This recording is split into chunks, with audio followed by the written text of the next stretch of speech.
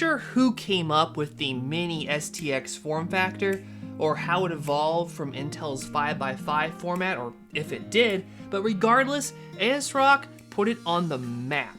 When it did, this form factor was tantalizing for us small form factor modders, and many unique projects were born. Over the years, I would try to create various systems around this form factor, but there was one idea that I always wanted to try, but would always give up on: the piggyback idea.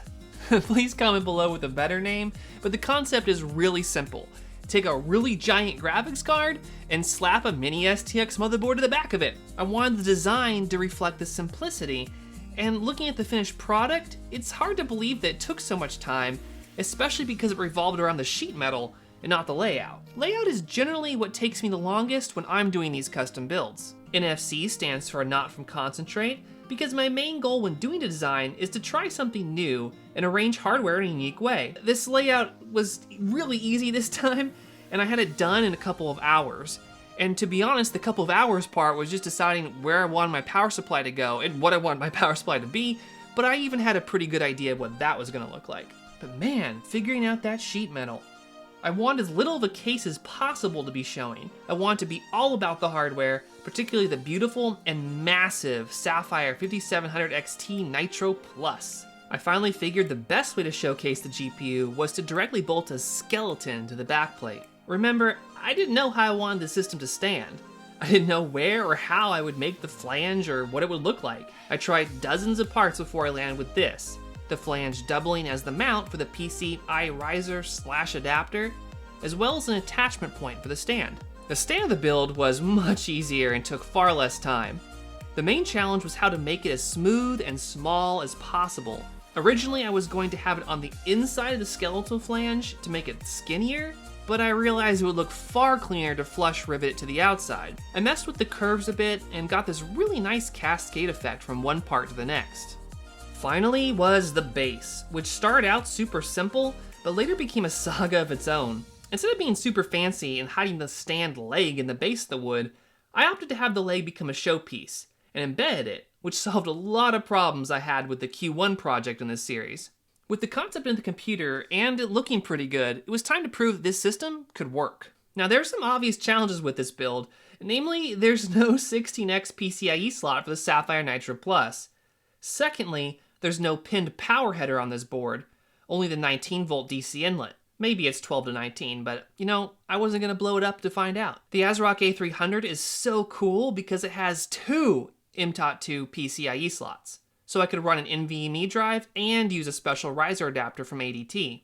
They make some of these that are easy to get a hold of, but for the orientation of my board and GPU, I need to special order something. These risers are unpowered, by the way, and that was a problem that was gonna need to be solved. At this point, I basically had three devices that needed power. The recommended motherboard input is 19 volts, the riser ribbon is 12 volts, and of course the graphics card is 12 volts. I could run a separate buck booster to convert 19 volts to 12 volts, or I could just use two power bricks, but both of those were messy solutions, and I want something much cleaner. This is where the Compact Dynamo 360 comes in. This is an unobtainium power supply, which takes 19 volts, converts it to 12 volts, but also has a 19 volt output, which can be used to daisy chain another power supply, or make a custom pigtail to plug into the back of my ASRock A300. Now, making the pigtail was easy, but finding a high quality jack was very difficult. I found plenty that were almost the right size, but none that were quality and the right size, so I kinda had to settle. With the proof of concept working, I was free to decide on coolers, and I quickly realized I wanted something maximally low profile, almost 1U, and I knew exactly what I was going to use: the Zalman CNPS 2X. Unfortunately, it's an older cooler and isn't compatible with the AM4 socket out the box, but someone in my Discord, which you should check out by the way, pointed out that there is an AM4 adapter bracket kit. But the problem with this adapter kit is that it's very poorly made, and the standoffs are not the right height to actually get any kind of contact with the cooler and your CPU spreader. So I actually had to take the standoffs and go sand them down until I got a good contact. So the CPU I tried first was the AMD Ryzen 7 3700X. which did not work in this motherboard. There wasn't a BIOS update for it yet. Not only that, the motherboard I don't think liked the chip. That or I did something stupid, which isn't out of the question. Either way, I had a dead, smoking motherboard. I needed to find a replacement. But at this point, they were all out of stock, so I had to go to eBay and beg for one. Now what you're watching here is an episode of a season of which there are now 4 of that I do for Sapphire. And the point of all that is to say that most of the time I cut out the metal for these builds by hand, but this time I tried something different. Now I have the ability to cut metal out with my CNC laser or my CNC router, but you guys have complained an awful lot that I have too many tools or take way too long to do stuff by hand, and you want a solution that you guys can employ. So I tried out SendCutSend, which is an online service where you submit your DXF files and you get back your 2D flats, all nice cut and wrapped for you. I'm not sponsored by them yet, but I am sending them an email because I would love to work with this company. Anyway, my original plan was to polish this aluminum, so I started sanding it to prep it, but about halfway through I decided that I actually wanted to paint it this time. My electromagnetic brake is still working for me, but these parts are so simple they could be bent on a budget DIY option. Use YouTube to get some ideas. One thing you might wonder is how to know where to bend your metal. I use Fusion 360 to model my parts, and in sheet metal mode, I can build a part, then press a button and it unfolds flat and has marks where the bend lines are. I am oversimplifying it as there are some rules you need to input and consider, but overall, it's pretty easy. There are so few parts that after bending, I was nearly done with the frame. I knew I wanted flush rivets so the visible side of the stand was smooth. I marked my metal, set the stop on my drill press, and I had the holes which to rivet my parts together. The last part I crafted was the base. I went with Purple Heart because it's pretty much the motif for these Sapphire NFC videos. Now this stuff is hard, really hard. It sounds like ceramic when knocked together. I probably will have to turn that down in post. Luckily, I already know the speeds and feeds for this wood from my router, so that part was pretty easy to program, but I didn't do a good job securing the material to the bed, and I had a machine crash and broke one of my end mills. I gave that piece to a souvenir as a friend, and round 2 produced my final part. Yeah, at least I thought it was final. You see, when I had this whole thing assembled, I found that my bend for my stand was just a slight bit off, but that offness got amplified because the build was so long, or tall rather. So that meant I had to go back and modify my base on the router.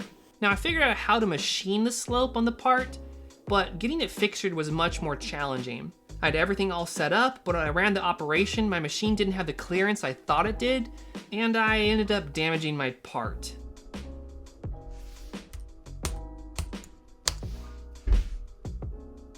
Oof. Now fixing it meant that I had to make my base much thinner than I had planned, and although it was very scary because I thought it was going to end up machining into the tool steel vise, I just barely squeaked by. And machinists out there are going to criticize me, but that's also fine because again, if you want to volunteer, I have plenty of parts that you guys could make me. Now my base is finally finished, and I want to show you all something really cool. When you first cut Purple Heart or sand it, it has a reddish brown hue, but if you leave it in the open air, it oxidizes and turns super purple. Check out the difference a day makes on the shavings alone. The longest part of crafting was the paint process.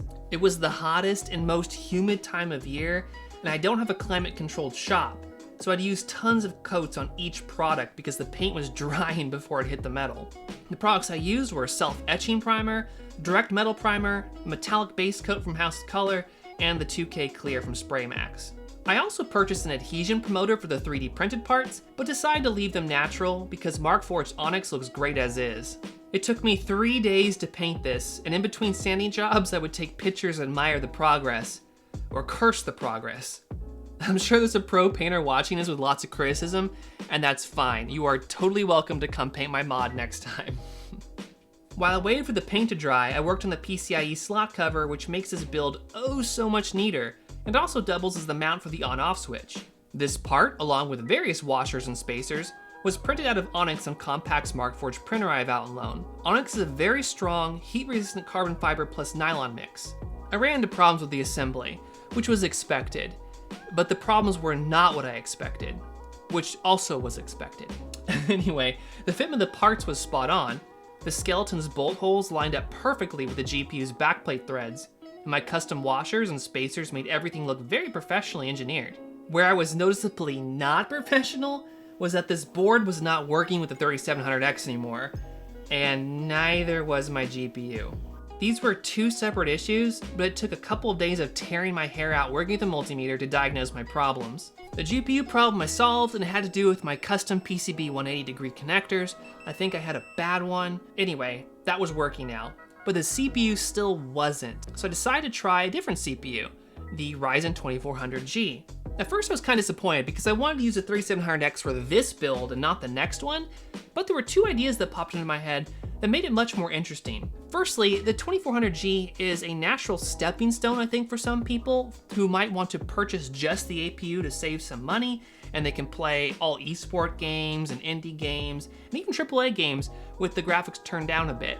But those people might want to upgrade to a big beefy GPU at some point, and they want to know how it's going to perform. The second reason I was interested is that this motherboard has an option, actually two options, for switchable graphics. So now the system can stay super quiet and chill, and then kick in with one heck of a turbo with this beefy GPU. Of course, the Nitro Plus is already super power efficient at idle, and it can even operate with its fans off. Even when gaming, the fans are quiet because the massive heatsink keeps the card really cool. Really, there wasn't much to the assembly process for this build. All the wires were made one at a time to make sure they bent perfectly, and I did cut a piece of thermal padding in the dynamo unit to run the cables neatly behind it, but it went together really well. The last step was to put some epoxy and mix it up on the base, and with that, the system was assembled.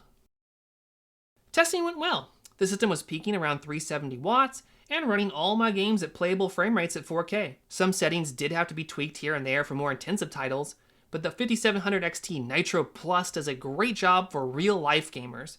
I find that it balanced performance and visuals perfectly for me. In fact, I run a 5700 XT in my main rig. Now, the one game I wanted to test the most on this rig and couldn't was Microsoft Flight Simulator 2020.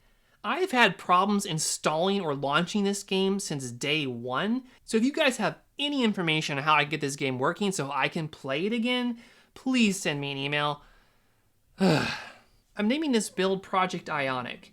Ionic from the classical order of architecture. The build is simple but tall and elegant at the same time, like an Ionic column. Someone might argue that Project Doric might be more suited, but that doesn't sound as cool. To wrap this up, I want to stress that I don't consider myself a good designer, an engineer, craftsman, or technician. I'm just a guy who loves to make unique computer system builds and share my adventures with you all. At the very least, hopefully this video inspires you to think outside the box for your next PC build. Thanks to Sapphire for providing the 5700 XT Nitro Plus for this build, AMD for providing the CPU, and you all for watching it.